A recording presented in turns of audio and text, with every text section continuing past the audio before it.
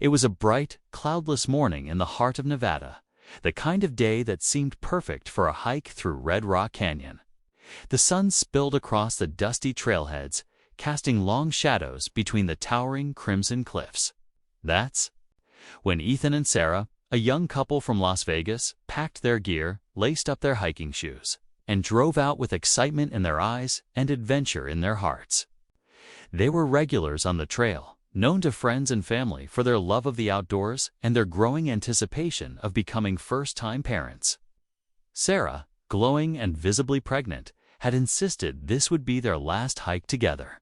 Before the baby arrived, they snapped a few photos, left their car in the visitor's lot, and headed toward the popular Calico Basin Trail. That was the last time anyone ever saw them. Days turned into weeks, and their disappearance quickly became one of the most puzzling and heartbreaking cases the area had seen. At first, people thought they might have gotten lost. Red Rock's terrain is tricky and the temperatures brutal. But no distress call came in, no trace of their gear was found, and their phones were never pinged after the afternoon they vanished. Authorities launched a full-scale search. Drones, helicopters, ground teams, even cadaver dogs were brought in. Friends and family pleaded for answers on social media, holding on to hope. But nothing turned up. It was as if the couple had simply walked off the edge of the earth. The case eventually went cold, and Red Rock Canyon returned to its usual rhythm. Hikers passed through. Tourists snapped photos, and the harsh desert winds buried any remaining clues under layers of sand and time. For years passed. The world moved on, but the pain for Ethan and Sarah's families remained. Birthdays came and went. Anniversaries turned into quiet, teary evenings, and the once vibrant search pages online slowly faded into silence. Red Rock became just another beautiful but mysterious backdrop to a story that had no ending. That is, until one morning a jogger named Marcus took a route he usually avoided. The trail was a bit off the main path, winding through a more rugged section of the canyon rarely touched by casual visitors. Marcus, an experienced trail runner, enjoyed pushing his limits and often went off-grid to train. That morning, he nearly turned back due to the rising heat, but something drew him forward.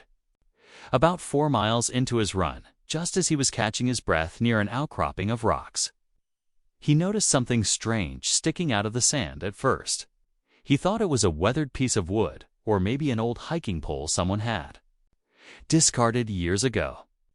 But as he moved closer, he realized it was a bone. And not just any bone, there was metal fused to it. Plates and screws, like the kind used in orthopedic surgery. He snapped a photo and sent it to a friend who worked in emergency medicine. Within minutes, the friend replied with a chilling message, "That's human." Marcus called 911. Authorities arrived quickly, this time cautious but curious. Could this finally be a break in the case everyone had given up on? The area was cordoned off, and within hours, forensic teams were combing the rocky slope for anything else that could lead them to answers. Slowly, more evidence began to surface: shreds of fabric buried under pebbles, a broken phone screen half melted by the sun, and eventually remains scattered near a crevice. The air around the discovery was heavy with silence and disbelief.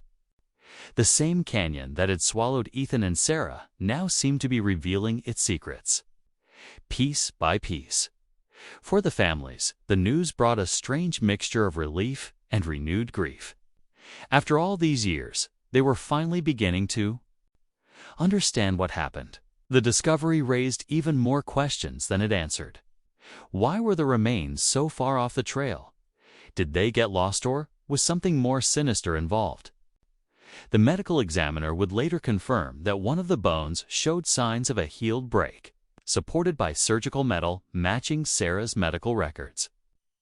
But that wasn't the most shocking part. Tucked beneath a rock, just inches from where Marcus had made his find, was something even more disturbing: a baby's sock. Still mostly intact. The sock changed everything. It confirmed what many had feared, but dared not say aloud. Sarah might have given birth in the wild alone, far from help. And if she did, what happened to the baby? The possibilities began to spin. Did someone take the child? Was it a tragic end for all three? Or had someone survived against impossible odds? For investigators, this wasn't the end of a storyette. It was the beginning of a whole new chapter. As the canyon winds picked up and the sun dipped behind the red cliffs, the scene was left behind, eerily quiet again. But this time, something had shifted. What had been buried was now out in the open, demanding to be seen, remembered, and understood. And the jogger, who simply wanted to train, had become part of a mystery that still holds its breath between the rocks. What really happened to Ethan and Sarah that day? Did they fall victim to the brutal environment, or did they cross paths with someone else in the canyon? What about the baby? And why did it take 4 long years for anyone to find even a trace of them? The truth might still be out there, somewhere. Between the sun-scorched boulders and the trails, no one dares to walk alone. Keep watching as we take a closer look at the evidence, retrace their final steps, and speak to the people still searching for answers. Because the story of Ethan and Sarah is far from over, and the most shocking part may be yet to come. Ethan and Sarah weren't just another couple who loved hiking. They were deeply connected, the kind of pair that brought out the best in each other. Friends often describe them as solid and inseparable. Ethan was calm, thoughtful, a planner. He worked in tech, often bringing his laptop on trips, but never letting it interfere with their time together. Sarah was more spontaneous, with a laugh that echoed through every room. She taught 3rd grade and was beloved by her students and colleagues. When she found out she was pregnant, it was like something clicked for both of them. They began documenting everything: baby names, nursery ideas, weekend hikes, even the little kicks she felt while watching TV. That's part of what made their disappearance so hard to process. They weren't reckless. They didn't take risks. So how could they just vanish in broad daylight? The morning they left for Red Rock, everything seemed normal. Their neighbor remembered seeing them pack the car a cooler, 2 backpacks, Sarah's hiking poles, and a few snacks. They even waved goodbye and mentioned they'd be back before sunset. Their cell phone data showed them stopping for gas and coffee on the way to the canyon. The security camera at the entrance captured them arriving around 8:15 a.m. Ethan was driving, and Sarah looked relaxed, smiling at something on her phone. After that, nothing. Their car remained parked in the lot for days before a ranger flagged it as abandoned. When the search began, authorities expected to find them quickly. Red Rock was well-traveled and mapped, with clear signage along most trails. But as hours stretched into days, it became clear that this case was different. Drones scanned the landscape, volunteers covered miles of terrain, and helicopters hovered over steep cliffs and remote gulches. Still, there were no signs of Ethan and Sarah. No gear, no water bottles, no footprints leading off-trail. It was as if they had been swallowed by the canyon itself. The online community became deeply invested in the case. Reddit threads, Facebook groups, and YouTube videos dissected the timeline, shared theories, and raised questions about the possibility of foul play. Some pointed to the increasing number of missing persons cases in national parks, citing how easily people could disappear in the wilderness. Others speculated about heat stroke or disorientation, but nothing quite explained why 2 experienced hikers, one of them pregnant, would stray far enough to leave no trace at all. Then came the oddities. About 3 weeks after the couple vanished, a hiker found a baby's pacifier several miles from the main trail. It was clean and unweathered, lying near a patch of shade beneath a rock overhang. Search crews scoured the area, but once again, there was nothing else. The pacifier was logged as evidence, But without DNA or context, it didn't move the case forward. Months later, a rumor spread about a strange campfire spotted deep in the canyon on the night of their disappearance. But when authorities followed up, they found no remains of a fire or campsite, just charred wood, likely from older campers. Their families didn't give up easily. Ethan's sister launched a GoFundMe to fund private search efforts.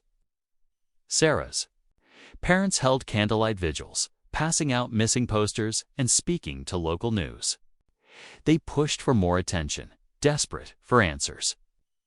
But eventually, the media moved on. The couple's story faded from headlines, buried beneath newer tragedies and shifting news cycles.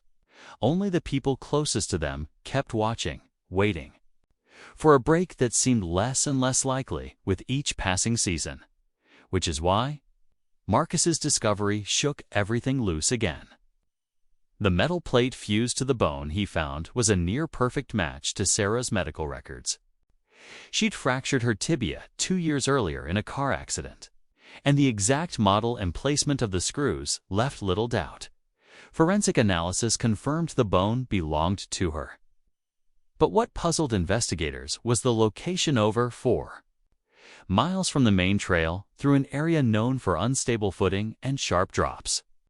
It wasn't a route they would have taken lightly, especially with Sarah being 7 months pregnant. When search crews returned to the site where Marcus made his discovery, they treated it as a crime scene. The area was rugged, with jagged rocks and limited visibility from the air. Over several days, more remains were recovered, scattered across a wide area, along with personal items. A cracked phone case, a partially melted metal water bottle, and fragments of what appeared to be a pink hiking backpack. Among them was that tiny baby sock, still bright, still intact enough to recognize its pattern. It wasn't conclusive proof of what happened to the child, but it confirmed one heartbreaking fact: the baby had made it that far with them. But how far was that? And why? Theories reignited online. Some believed Ethan and Sarah might have gotten lost and tried to find a shortcut out. Others wondered if they encountered someone on the trail who led them astray. Red Rock Canyon, while scenic and peaceful on the surface, has its dark corners.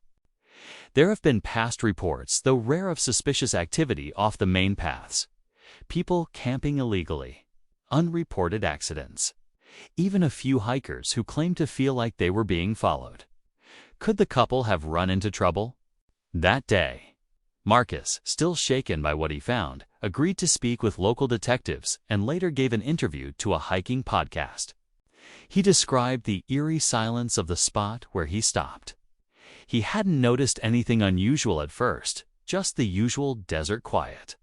But something about the way the wind moved through the rocks made him pause. He said it felt like the place was holding its breath. That's when he saw the bone. He kept saying he couldn't understand how no one had found it before. It was right there, not even buried deeply. Even stranger, the phone fragment they recovered had been shielded by stone, almost as if it had been tucked away intentionally. Investigators are still trying to recover data from it, hoping it might hold photos, texts, or location logs from that final day. So far, the results have been inconclusive. The damage from heat and exposure has made data recovery difficult. 1. Theory that's gained quiet traction is the possibility that Sarah may have gone into labor while on the trail. The stress, the physical strain, the high temperatures, it's not impossible. If that happened, Ethan might have tried to find help, leaving her in a sheltered spot, intending to come back. If so, did he get lost? Was he injured? And if neither, made it out? What became of the baby? It's a chilling question no one wants to answer out loud, yet it lingers.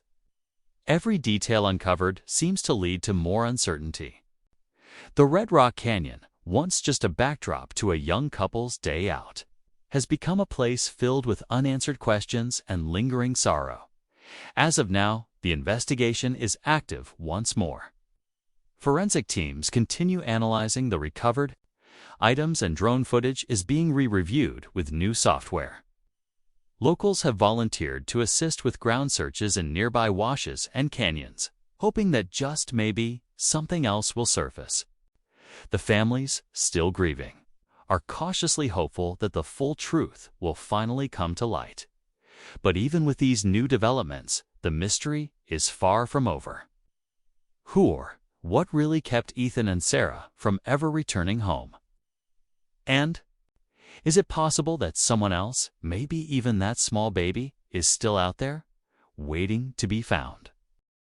Detectives working the reopened case began retracing Ethan and Sarah's final known movements, starting with interviews from people who had seen them on the day they disappeared.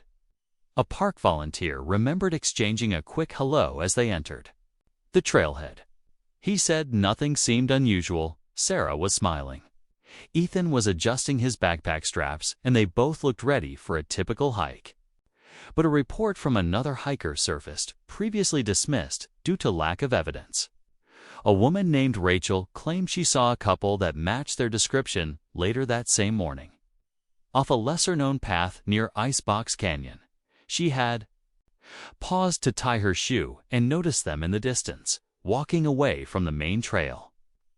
She couldn't say for sure it was them, but the sight stuck with her because Sarah appeared to be holding her side, like she was in pain.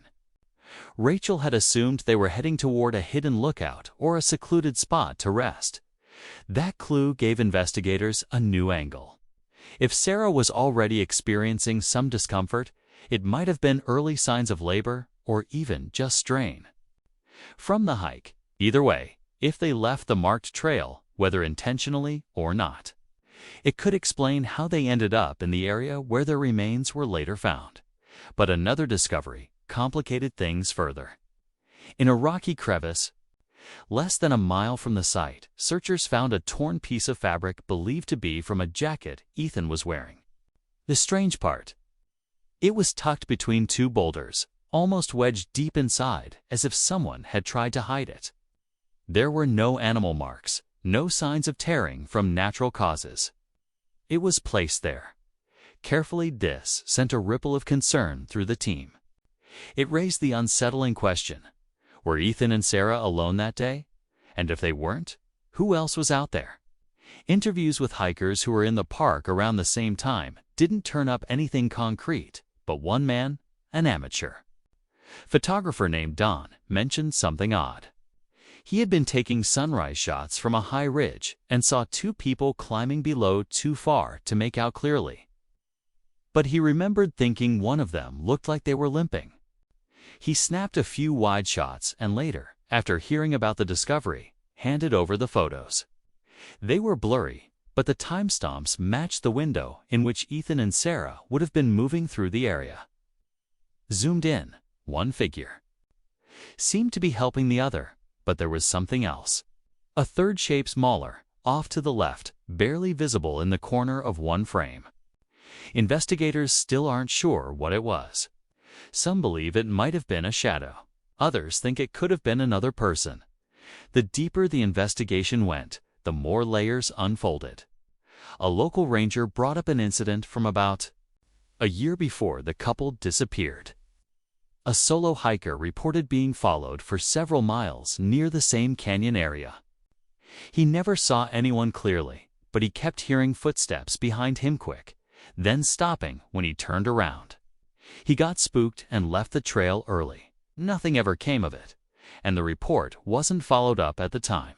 But with Ethan and Sarah's case now active again, detectives began to wonder if there was a pattern they had missed.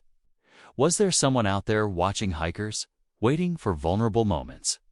Meanwhile, the subplot surrounding the couple's families deepened. Ethan's sister Lauren took it upon herself to compile every piece of public information into a detailed online timeline. She stayed in contact with amateur investigators and missing persons advocates, hoping someone might spot a clue others had overlooked. Sarah's mother, Janice, began speaking with a retired detective who specialized in cold cases. Through their conversations, Janice revealed something she hadn't told police before.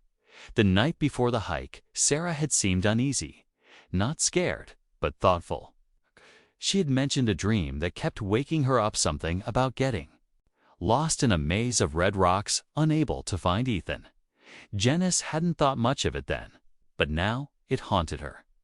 The more everyone dug, the less the story felt like a tragic hiking accident. It had pieces that didn't quite fit together. That sock found near the remains. How did it stay so well preserved after 4 years of harsh desert weather?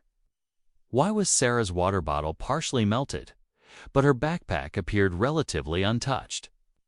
Why had no scavengers disturbed the area, even though it was so exposed? And most pressing of all, where was Ethan? As the forensic team worked through the evidence, they released a quiet but significant update. Only Sarah's remains had been positively identified. DNA testing on the fragments found at the scene confirmed her identity. But none of the other pieces matched Ethan. His body hadn't been found. That changed everything. If Ethan didn't die at the same spot, where did he go? Was he still out there somewhere? Or did something or someone separate them? Another layer of the mystery emerged from a hospital record flagged during background checks.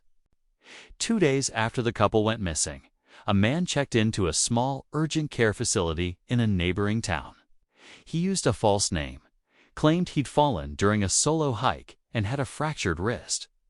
He paid in cash and refused further treatment, disappearing before staff could get a copy of his ID. The physical description was vague, but not out of line with Ethan's. When investigators tracked down the clinic's security footage, the system had already wiped the footage due to outdated storage. Just another dead end. Or maybe a missed chance. Then there was the map, found in Sarah's backpack.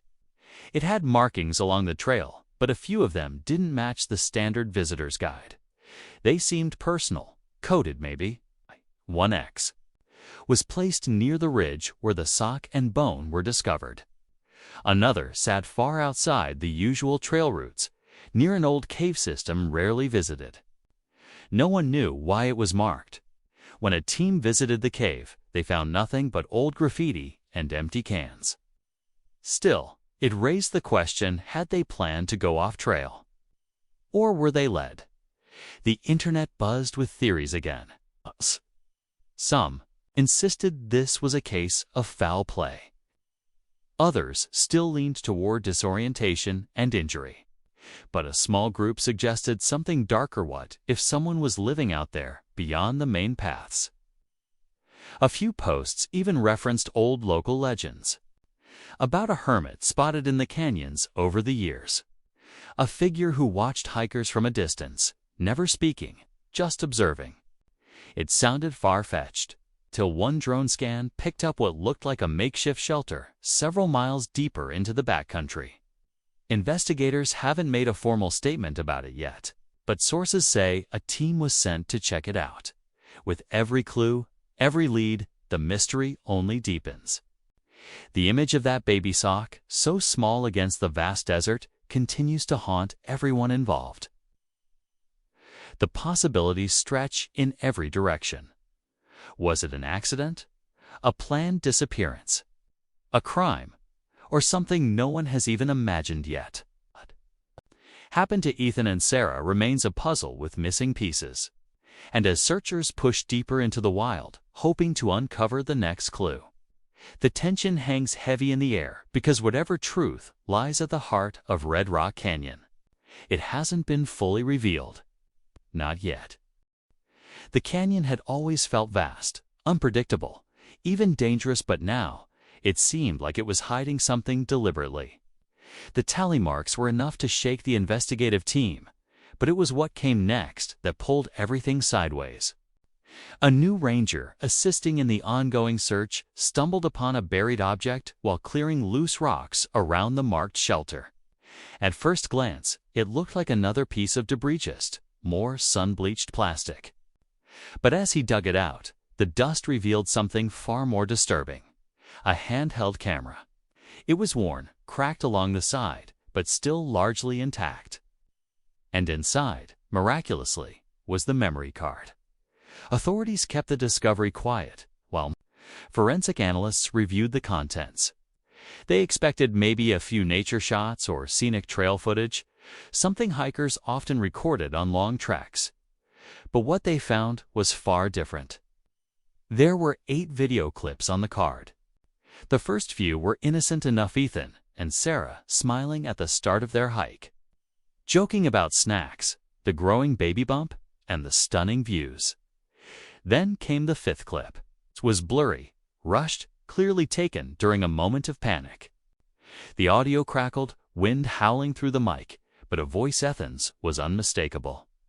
He was whispering, his breath quick, saying something about someone watching them and not being alone. He didn't turn the camera toward Sarah, but her voice was faint in the background, frightened, asking if they should keep moving. Clip 6 was shorter and darker. The sun was gone. Only a flashlight lit the ground. Heavy breathing filled the mic, and there was a quick movement across the screen, like someone ducking just out of view. Ethan's voice again, "Stay down. Don't talk. Just listen." Then, silence. Clip 7 was barely 2 seconds long, just static. And then the final video. It was recorded in near pitch black. Ethan's face appeared briefly, blood on his forehead, his eyes wide and hollow. "If someone finds this," he said, "tell them we didn't get lost." The camera dropped. The image froze. That was it. The footage was kept from the public, shared only with close family and the primary investigative team. Lauren broke down when she saw it. Janice could hardly breathe, because it meant the thing they'd feared most might be true. Something or someone had driven Ethan and Sarah off course. Not nature, not an accident, but a threat. And that wasn't the end of the twist. 2 days after the footage review, another call came in. This time from a retired wildlife tracker named Luis, who had been monitoring unusual movement patterns in Red Rock for years. He had stayed quiet, worried about being seen as paranoid. But now, hearing about the tally marks, the camera footage, the location of the baby items, he felt he couldn't stay silent anymore. He told them about a series of incidents he'd recorded over the past 5 years. Small things that on their own seemed harmless. Disappearing supplies from remote campsites, unexplained fire pits in areas too steep for most hikers, disturbed animal remains arranged in strange, unnatural patterns. But the thing that finally made him speak up was a recent sighting. Less than a month before Marcus found the bone, Luis had seen a figure near the canyon's northeast side at dusk. He was scouting wildlife from a distance when he spotted someone crouched on a ledge across the ravine, unmoving for nearly 20 minutes, no gear, no light, just watching. He used a scope to try and see more detail. The person was thin, hair matted, clothes ragged. Luis had called out, but the figure never reacted. Then, without warning, they dropped out of view behind the rock. Luis hiked toward the spot the next morning, but found nothing. Just footprints leading deeper into the canyon. Authorities considered the report carefully. They reviewed satellite data and thermal drone footage from the previous weeks. That's when they found a heat signature one they couldn't identify just north of the ravine, where Luis had made his sighting. It didn't match any known campfires, search teams, or hikers logged in the area. And it was moving, slowly, deliberately. The heat signature vanished 2 days later, but it was enough. A new search was organized, larger, quieter, more methodical. This time they wouldn't announce it publicly. The team split into 3 groups, each assigned to a section of the canyon that had never been fully explored. They moved in with night vision, satellite guidance, and body cams. The terrain was rough, but this time they weren't looking for a trail. They were tracking behavior. It didn't take long for something to happen. One team moving along a narrow cliff edge found what looked like an old fire pit, still warm. Bits of half-burned fabric sat inside. One patch matched the same baby onesie design found earlier. But what sent chills through the crew was a fresh handprint left on a nearby rock wall's mall. Narrow fingers smudged in ash. It wasn't decades old, it was from that week. They were close. The tension among the search team reached its peak. Radios crackled constantly with updates. Every movement was carefully logged. Each path forward had to be weighed against the growing sense that someone might be watching them, just like Ethan said in the video. They weren't just uncovering a story, they were stepping into it. Back home, Lauren stared at the final frame of Ethan's video again and again, analyzing every detail. In the corner of the screen, barely visible, was a reflection, something shining. Possibly a lens. Not Ethan's camera. Another one. Positioned behind them, the realization sent a jolt through her. What if Ethan and Sarah had been watched from the very start? What if someone had lured them there on purpose?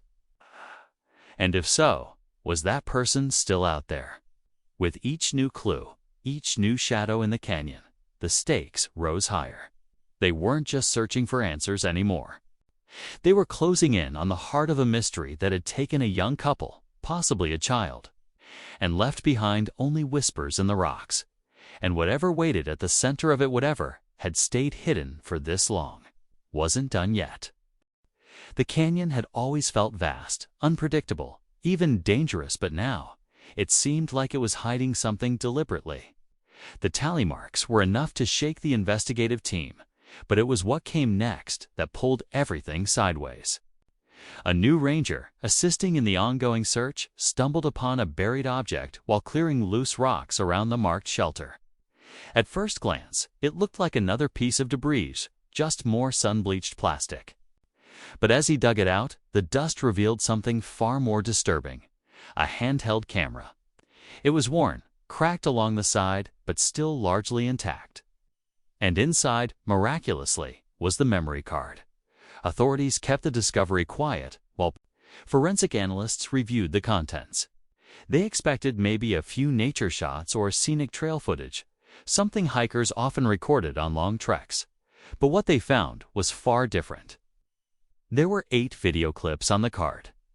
The first few were innocent enough: Ethan and Sarah smiling at the start of their hike, joking about snacks, the growing baby bump, and the stunning views. Then came the 5th clip. It was blurry, rushed, clearly taken during a moment of panic. The audio crackled, wind howling through the mic, but a voice, Ethan's, was unmistakable. He was whispering, his breath quick, saying something about someone watching them and not being alone. He didn't turn the camera toward Sarah, but her voice was faint in the background, frightened, asking if they should keep moving. Clip 6 was shorter and darker. The sun was gone. Only a flashlight lit the ground. Heavy breathing filled the mic, and there was a quick movement across the screen, like someone ducking just out of view. Ethan's voice again. "Stay down. Don't talk. Just listen." Then silence. Clip 7 was barely 2 seconds long. Just static. And then the final video. It was recorded in near pitch black. Ethan's face appeared briefly, blood on his forehead, his eyes wide and hollow. "If someone finds this," he said, "tell them we didn't get lost." The camera dropped. The image froze. That was it. The footage was kept from the public, shared only with close family and the primary investigative team. Lauren broke down when she saw it. Janice could hardly breathe, because it meant the thing they'd feared most might be true. Something, or someone, had driven Ethan and Sarah off course. Not nature, not an accident, but a threat. And that wasn't the end of the twist. 2 days after the footage review, another call came in. This time from a retired wildlife tracker named Luis, who had been monitoring unusual movement patterns in Red Rock for years. He had stayed quiet, worried about being seen as paranoid. But now, hearing about the tally marks, the camera footage, the location of the baby items, he felt he couldn't stay silent anymore. He told them about a series of incidents he'd recorded over the past 5 years. Small things that, on their own, seemed harmless. Disappearing supplies from remote campsites. Unexplained fire pits in areas too steep for most hikers. Disturbed animal remains arranged in strange, unnatural patterns. But the thing that finally made him speak up was a recent sighting. Less than a month before Marcus found the bone, Luis had seen a figure near the canyon's northeast side at dusk. He was scouting wildlife from a distance when he spotted someone crouched on a ledge across the ravine, unmoving for nearly 20 minutes. No gear, no light, just watching. He used a scope to try and see more detail. The person was thin, hair matted, clothes ragged. Luis had called out, but the figure never reacted. Then, without warning, they dropped out of view behind the rock. Luis hiked toward the spot the next morning, but found nothing. Just footprints leading deeper into the canyon. Authorities considered the report carefully. They reviewed satellite data and thermal drone footage from the previous weeks. That's when they found a heat signature one they couldn't identify just north of the ravine where Luis had made his sighting. It didn't match any known campfires, search teams, or hikers logged in the area, and it was moving. Slowly, deliberately. The heat signature vanished 2 days later, but it was enough. A new search was organized larger, quieter, more methodical. This time, they wouldn't announce it publicly. The team split into 3 groups, each assigned to a section of the canyon that had never been fully explored. They moved in with night vision, satellite guidance, and body cams. The terrain was rough, but this time they weren't looking for a trail. They were tracking behavior. It didn't take long for something to happen. One team moving along a narrow cliff edge found what looked like an old fire pit, still warm. Bits of half-burned fabric sat inside. One patch matched the same baby onesie design found earlier. But what sent chills through the crew was a fresh handprint left on a nearby rock wall's maul, narrow fingers smudged in ash. It wasn't decades old, it was from that week. They were close. The tension among the search team reached its peak. Radios crackled constantly with updates. Every movement was carefully logged. Each path forward had to be weighed against the growing sense that someone might be watching them, just like Ethan said in the video. They weren't just uncovering a story, they were stepping into it. Back home. Lauren stared at the final frame of Ethan's video again and again, analyzing every detail. In the corner of the screen, barely visible, was a reflection, something shining.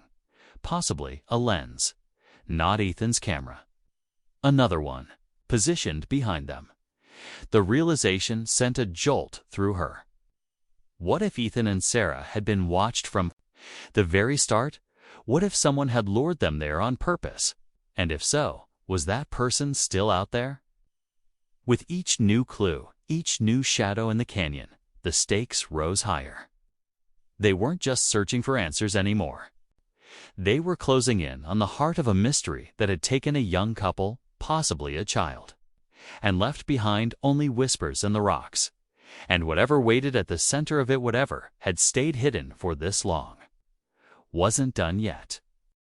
The canyon was dead quiet the morning they found him. It happened just before sunrise. During the final phase of the covert search operation, one of the teams working in the most remote northern sector of Red Rock Canyon caught movement on a motion-sensitive thermal drone. A single heat signature nestled against the base of a large rock formation, shielded by a natural arch. The figure didn't run. He didn't hide. He simply sat there, cross-legged, as if he'd been waiting. They approached carefully, flashlights sweeping across the stone. And then there he was, Ethan alive, barely recognizable, his face thinner, beard overgrown, skin rough and sunburnt. His clothes hung off him in faded, torn layers. He didn't speak at first. He just stared at the team through hollow eyes, as if waking from a dream that had lasted far too long. His hands trembled as they offered him water. And when he finally whispered, the words were simple. Is she safe? Back at the ranger station, surrounded by medical staff and detectives, Ethan slowly began to tell the truth of what happened out there. It was fragmented, colored by trauma, and interrupted by long pauses where he struggled to keep his emotions together. But the pieces finally came together. The hike had started normally, just as the video showed. But a few hours in, Sarah began feeling sharp abdominal pain. They turned back, but somewhere along the way, they spotted a man alone, wearing desert camouflage gear, standing half-hidden near the edge of the trail. He didn't speak, didn't move, just watched. They tried to ignore it, thinking maybe he was a survivalist or another hiker gone off-grid. But the man kept appearing, always at a distance, always silent. Panic set in when they realized they had missed a key trail marker and ended up off course. Sarah's condition worsened. She was in early labor. And that's when Ethan made the decision to take shelter in the rocks and try to wait out the night. But the man found them again. This time, he didn't stay distant. He approached their camp at dusk, never said a word. Just stood there, watching as Sarah cried in pain and Ethan begged him for help. When Ethan reached for a rock to defend them, the man disappeared again into the shadows like he was part of the canyon. That night, Sarah gave birth. Alone, no doctors, no help, just the two of them under the desert sky, clinging to hope. Their baby girl was born just before midnight. Ethan said he held her in his arms, wrapped in part of his shirt, while Sarah rested. For a moment, they believed they might survive, but things spiraled quickly. Sarah's condition deteriorated. She was bleeding heavily. Ethan tried everything: compresses, elevation, pressure, but he couldn't stop it. By dawn, she was gone, and the man was back. Standing again, not 20 feet from them, Ethan buried Sarah beneath a rock overhang where they had taken shelter. He said the ground was dry and loose, but he made it work with his bare hands. He left a marker, something simple: her hiking bracelet. Then he wrapped the baby tighter and ran away from the canyon center, deeper into the wild, trying to find help or safety or something. But days passed. His food ran out, his water was gone. He hallucinated. He swore the man followed him still, always from a distance, never attacking, just waiting. Eventually, he built the shelter, not out of survival instinct, but because he didn't know what else to do. He said it felt like the canyon had swallowed him, like he was no longer part of the world. He stayed hidden for months, then years, living off rainwater, bugs, roots. The baby didn't make it past the first week. Dehydration, exposure, he could barely bring himself to speak the words. He buried her beside a cluster of sagebrush, using her tiny sock to mark the spot. The investigators listened in stunned silence. It was heartbreaking, horrifying, yet strangely peaceful, the way he told it, as if holding the story inside had been the heaviest part of all. But just when everyone thought it was over, when it seemed the full story had finally been told, one final strange detail surfaced. As part of the debrief, the forensic team revisited the original camera footage Ethan had recorded. They slowed it down, frame by frame, stabilizing the image. That odd reflection in the background, the possible second lens, it didn't match any consumer camera. It had the dimensions of a trail cam, a model often used by hunters or researchers. This triggered a new line of inquiry. They cross-referenced wildlife permits issued in the canyon over the previous 5 years. Most were standard, but one permit stood out, issued under a fake name, using falsified documents. It granted permission for long-term wildlife monitoring in an off-trail area exactly near where Ethan and Sarah had first encountered the strange man. Authorities traced the permit to a man who had disappeared, himself a decade earlier, once a researcher obsessed with living off the grid. known to have mental health issues, unstable. His last known activity was tied to Red Rock. He was never seen again. Except, maybe he was. No physical proof linked him to the scene. No fingerprints, no DNA, nothing conclusive. But what Ethan described the presence, the silence. The eyes in the rocks matched stories from a handful of other hikers who had passed through the same areas in recent years. Each of them reported something similar. A man in the distance, watching, never speaking. Some believe he was a ghost, a desert phantom. Others think he was real. Living off stolen supplies, moving like a shadow through the canyon. Maybe he's still out there. Ethan is now in recovery, undergoing therapy, and staying with his sister. He doesn't speak much, but sometimes, late at night, he says he still dreams of the man. The way he stood still, the way he waited, and the final twist. Days after Ethan was found, a ranger doing a routine sweep near the original shelter site came across something chilling. A fresh tally mark on the stone wall. It wasn't there during the last sweep, and no one, officially, had returned to that site. Which leaves just one haunting question hanging in the canyon air. If the man watching Ethan and Sarah wasn't just a part of the past, what if he's still watching now? In the weeks following Ethan's rescue, Red Rock Canyon felt different, not just for investigators, but for everyone who had followed the story since the beginning. The desert that once seemed like a beautiful escape had taken on a new weight. The silence, the shadows, even the wind through the canyons carried a haunting memory now. Search teams combed the area around the last tally mark again, hoping for a final answer, a trace, a clue, anything that could confirm who had carved it. But nothing was found. No footprints. No signs of recent camping. Just the mark. Fresh. Clear, quiet dot. Ethan remained under medical care for over a month. His recovery was slow. Years of isolation had changed him. He moved carefully, spoke little, and struggled with moments of disorientation. But with Lauren by his side, he began to reconnect to the world piece by piece. They sat together for hours, sometimes in silence. Sometimes talking about childhood, about Sarah, about the little girl he held for just a few days but would carry with him forever. He remembered her soft cries, her tiny fingers wrapping around his thumb. Those were the moments that hurt the most, and yet they were also the reason he survived. Holding on to her memory gave him a purpose when everything else was gone. The canyon's final mystery, the man Ethan saw.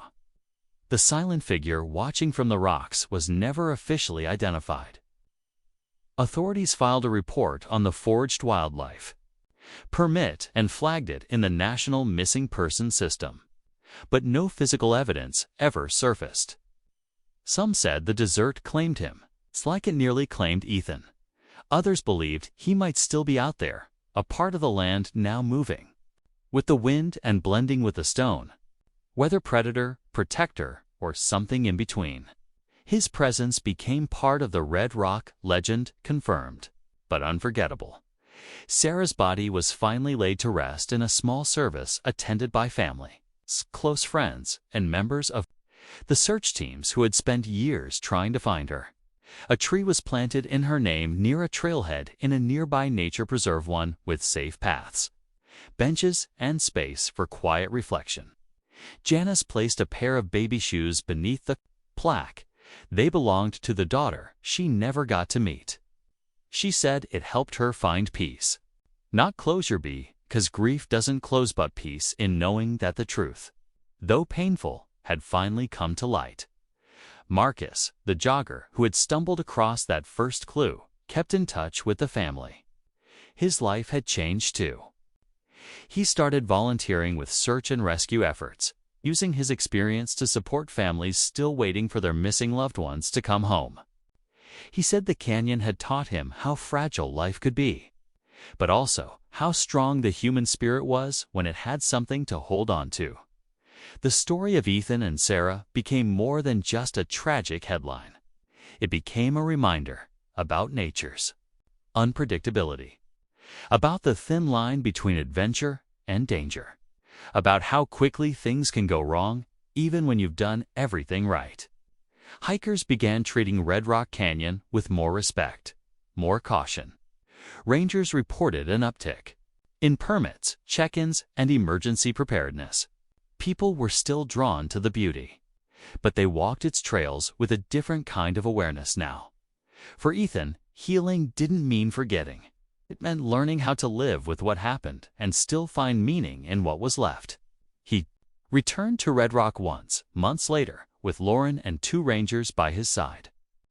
He didn't go far, just to the overlook near where they had started that last hike. He stood quietly, staring into the landscape, letting the wind pass over him. He placed a small rock on the edge, a gesture Sarah used to make after every hike. She said it was her way of thanking the earth for keeping them safe. Now, it was his way of saying goodbye. The footage from Ethan's camera was never released to the public, out of respect for the family. But the story spread anyway, shared through interviews, articles, and documentaries. Couple vanished on Red Rock Canyon hike became a headline that people remembered not just because of the mystery, but because of what it said about love, survival, and the things that live on when everything else is lost. The key words that once led people to a missing persons poster Red Rock Canyon, lost hikers, mysterious disappearance, began leading them to a story of strength, heartbreak, and ultimately, survival. And then, just when everything seemed to have quieted, one more detail surfaced months later. During routine trail maintenance near the outer boundary of the canyon, a ranger found a tree. Scratched faintly into its bark were 2 sets of initials, ES plus SR. They were enclosed in a roughly carved heart, weathered by time but still visible. The ranger took a photo and sent it to the team. Ethan confirmed it. It was something Sarah had done once on a trail in Utah years ago. She always left little signs behind, believing it made the places they visited feel more alive. No one knows when she carved it in Red Rock. Maybe it was early in the hike. Okay. Maybe it was one of the last things she did, a quiet moment during a day that turned unexpectedly tragic. But it felt like her voice reaching out from the stone, reminding them she had been there, that she had loved, that she had hoped. And that's how the story ends, not with a perfect resolution, not with every question answered, but with something deeper. A recognition that behind every headline, every search, every mystery, are real people. A couple who loved each other. A child born into silence. A family that never gave up. And a canyon that, for all its beauty and danger, now holds a story that will never fully fade. Sometimes the answers we get aren't the ones we wanted, but they're the ones we need to finally breathe again, to remember, and to keep moving forward. Because in the end, some part of them still lives in that canyon, not in the tragedy, but in the love that carried them through it.